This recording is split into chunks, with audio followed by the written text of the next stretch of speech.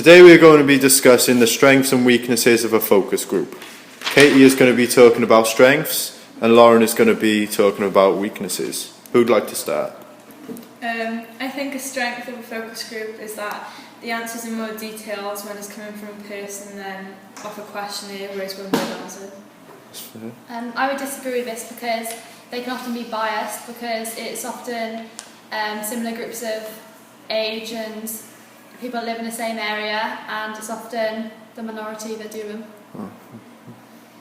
I think that when it's a focus group, there can be all different people from different places giving their opinions, and they can also have facts as well as just giving questions on the questionnaire. So a bigger variety of answers and yeah.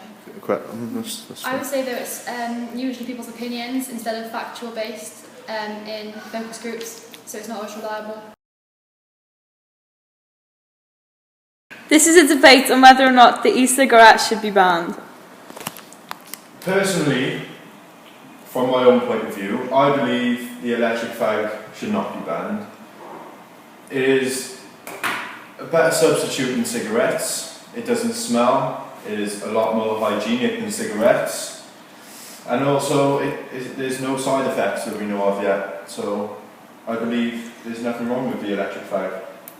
You could say though that e-cigarette is still harmful as well as smoking to the people around it and the person smoking it, because it does still contain nicotine and chemicals, and they're not really sure of the facts of it yet because it hasn't been around long enough for people to see any symptoms or effects. But expanding on that point, if it haven't been around long enough for us to know the effects, why should we ban it now? I mean, cigarettes were allowed to be smoked for years and years in public places until only a few years ago when they were officially banned because we knew the health risks.